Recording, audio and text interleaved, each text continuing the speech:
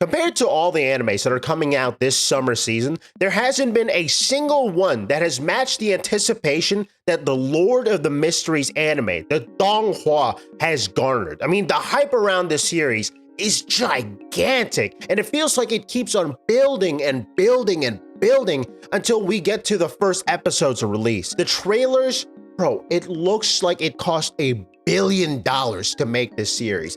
Everything looks so good. From the animation, the characters, and it looks like they're expanding the story arcs with how many trailers they have out there. Everyone has their eyes on this series, and it's for a good reason. Lord of the Mysteries has been around for a while now, and it feels like it's been as popular as long as it's been around. It's had people who have never read a novel in their life go out of their way to just see what the hype is about.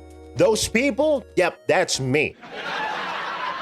I tried reading the novel at first, and then I kind of remembered that I don't know how to read stuff that don't have pictures. I've been so accustomed to reading stuff that like mangas and manhwas without the pretty pictures on there. I can't get myself to read. So the first thing that I tried to do was try to read the actual manhwa, and honestly, that didn't go too well. I read the first chapter, I was like, I'm not really feeling it. So I tried to read the remake because I just found out that exists, and bro, it looks fantastic.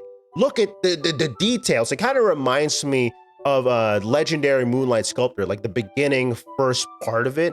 Every single thing on here is super detailed. Problem is, it takes so long to get a chapter out, and it only has 10 chapters out right now. So I'm kind of limited on that. Ultimately, what I kind of decided on was reading to an audiobook. Kind of the mixture of me not having to read words while still using my imagination to kind of just fill out the whole thing. And honestly, after first listening to the audiobook on YouTube with ads still enabled and then slowly transitioning to another platform, I'm now 5 hours in, about like chapter 20s in there, and I'm starting to get the hype. I really am. The world is so detailed. Every single thing in this series is just super detailed, and it kind of just paints a picture in your mind automatically.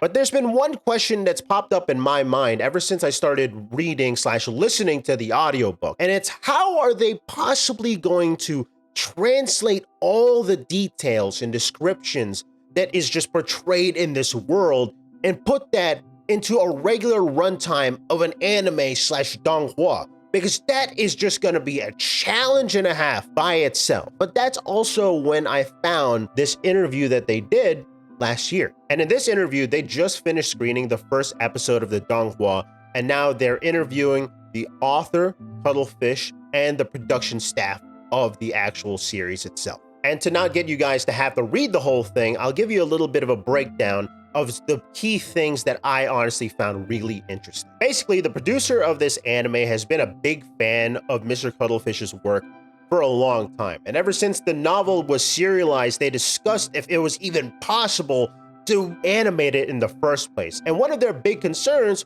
was how they were possibly going to portray the world because it was so detailed. And it took a whole year for them to actually make a consensus to even animate the whole thing, to get the green light. And around 2020, 2021, they did a lot of the brunt of the work, but they had to make adjustments to their pace because originally every single episode was going to be 20 minutes long, but the staff still felt dissatisfied because, as they state, the delicacy of Lord of the Mysteries is difficult to accommodate for a 20-minute script, which is exactly what I was thinking, and I just started reading the damn novel. So what did they do? They requested more resources from higher up, and this made them technically have to start over after accomplishing about a year and a half worth of work for the series just to make it right.